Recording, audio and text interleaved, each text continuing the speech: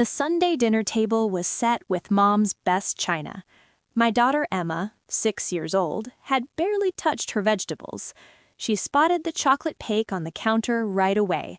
"Grandma, can I have some cake, please?" Emma asked very politely. Her voice sounded small and sweet. Mom didn't even look up from her wineglass, calmly. "Premium treats are for premium grandkids, sweetheart," she said without hesitation. The table went silent instantly. Exactly 3 seconds passed quietly. Then my sister Jennifer laughed first, breaking the tension we all ignored. "Mom, that's hilarious," Jennifer said, cutting herself a large slice. "Emma, maybe next time," she added. My brother Michael nodded while chewing. "Yeah, we save the good stuff for special occasions only." Emma's face fell completely. She looked at me confused, trying to understand why she wasn't special enough for cake. My daughter didn't know yet I'd been the family disappointment for 15 long years now. She didn't know her grandmother had spent the last 6 years making subtle, hurtful comments about Emma's father leaving us, about my choices and decisions, about how I'd ruined my life. I reached for Emma's small hand. "We should go already," I said. Mom set down her glass with a sharp clink sound. "You just got here 2 hours ago." "I think we've had enough family time for today," I replied. I kept my voice level, pleasant, and even-toned. Jennifer smirked at Michael quietly. "So sensitive," she whispered. "It was just a joke." I helped Emma into her jacket, taking my time with each button. Mom watched from her chair, that familiar, vague disappointment etched across her face again. The same look she'd given me when I chose State College over an Ivy League school. The same look when I married David. The same look when I kept Emma after the painful divorce. "You're really leaving over cake?" Mom asked with surprise. "We're leaving because my daughter asked a simple question and got humiliated instead of answered." I picked up my purse quickly. "Come on, Emma," I said softly. Dad finally spoke from his end. "Don't be dramatic," he muttered. "Your mother didn't mean anything by it." "She never does," I answered calmly. The drive home stayed quiet. Emma stared out the window, processing what no 6-year-old should. I'd spent my whole life trying to be good enough for them. The right schools, career, husband. And still, I was the punchline. Still premium adjacent at best. We stopped for ice cream on the way home, quietly. Emma got a double scoop with colorful sprinkles on top. My phone buzzed on the nightstand. Mom's text appeared suddenly. "I've been thinking about the house situation. Your name is still on the deed from when Dad put all 3 kids on the title for tax purposes. We need to discuss transfer options before the estate planning meeting." I stared at the message long. Then I opened my documents folder and found the file waiting for 3 weeks already. Purchase agreement, title transfer papers, closing documents from the attorney. I attached all 6 files to a reply text message. "The house was sold 17 days ago. Closing was last Tuesday. You should receive formal notice from the title company tomorrow.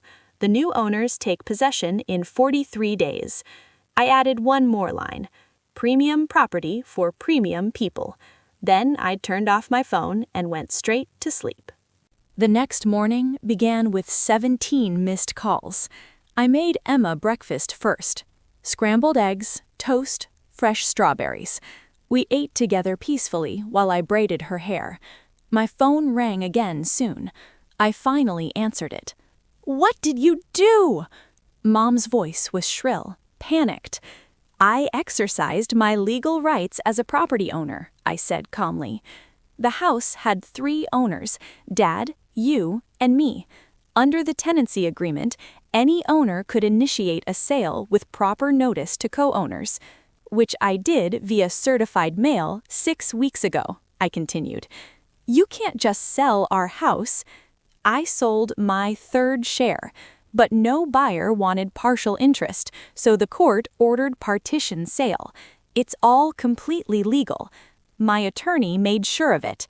"This is insane. Where are we supposed to live now?" I poured myself more coffee.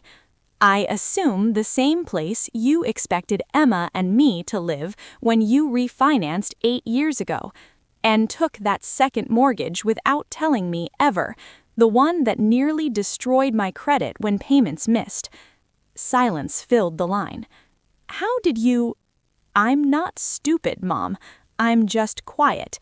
There's a difference. I need to get Emma to school. Your father wants to talk. I'm sure he does. Have him call my lawyer. I hung up the phone. The title company called later to confirm all parties notified. The sale price reached $847,000.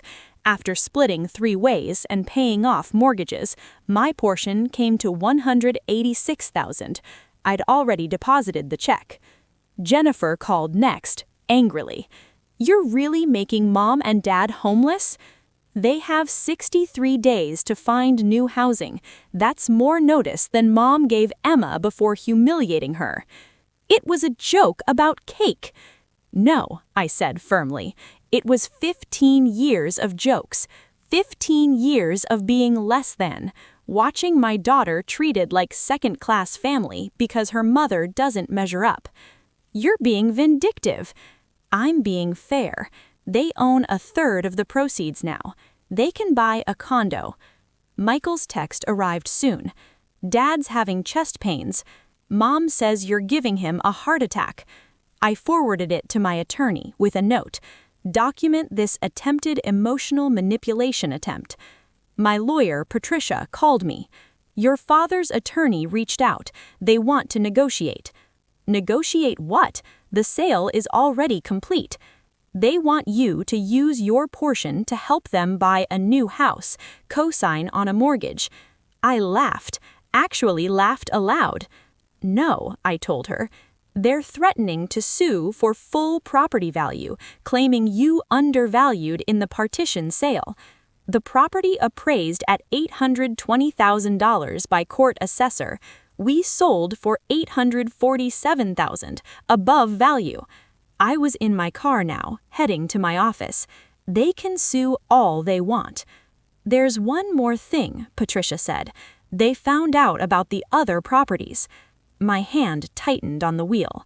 How? Public records. Your brother did a property search on your name. Of course he did. The family group chat exploded. Michael, you own 4 rental properties now?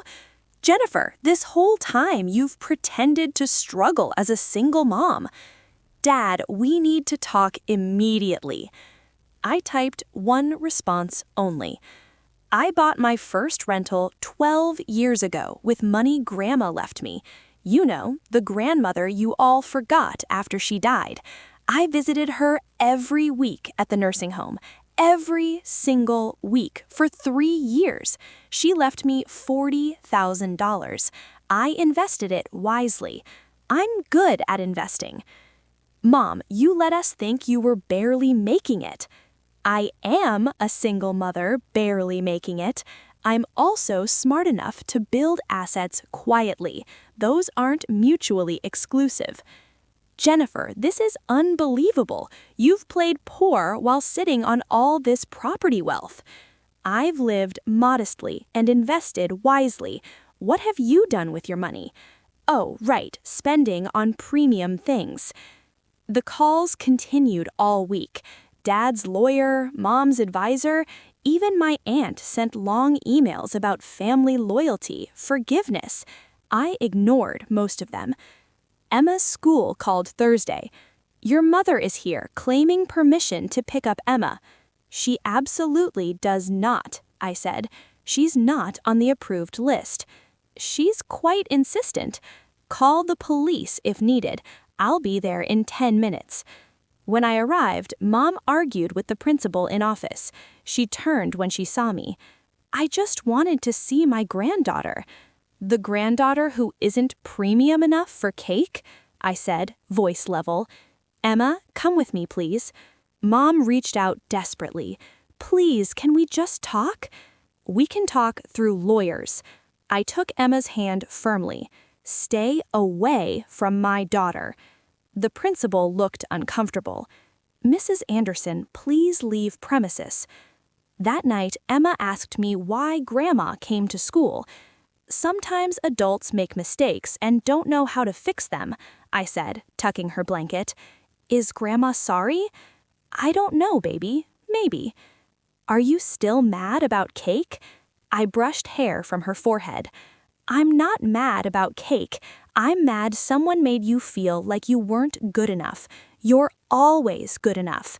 Always." Emma thought about it quietly. "Do we have enough money now from selling the house?" "Smart kid. We're going to be just fine."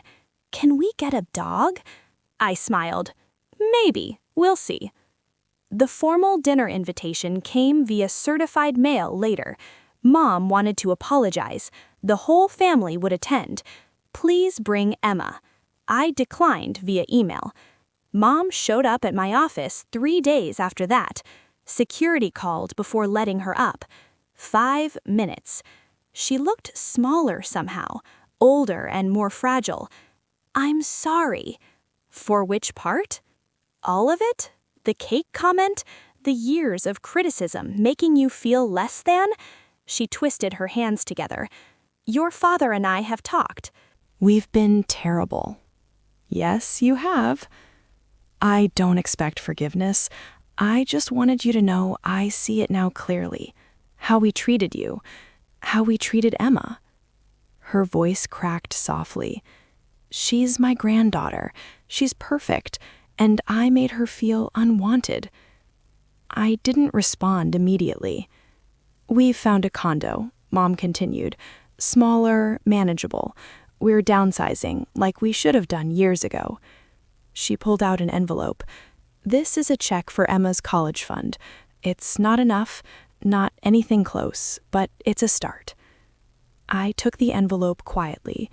Inside was $25,000. "I'm not asking you to cash it," Mom said carefully. "I'm asking you to consider letting us try again, with you and Emma." "Mom, your father had a health scare last week, a real one, not manipulation." It made us both realize we've wasted so much time being proud and judgmental. She wiped her eyes slowly. "I don't want to die having my granddaughter think she's not premium enough." I set the check on my desk. "Emma has therapy Thursdays now because of the cake incident and everything after. She's 6 and needs therapy to understand why her family doesn't value her." Mom's face crumbled completely. "If you want back in our lives, start there. Pay for therapy. Attend family sessions recommended. You do the work." I stood up firmly.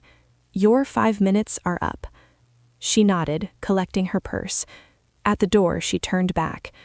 "You were right to sell the house. We never appreciated what we had, any of it." After she left, I sat at my desk for a long time, staring at the check quietly. Emma deserved grandparents who loved her unconditionally, but she also deserved a mother who protected her from people who couldn't. I deposited the check into Emma's college fund that afternoon quietly, but I didn't call Mom back. Not yet. Maybe not ever. Some things even premium grandmothers can't buy.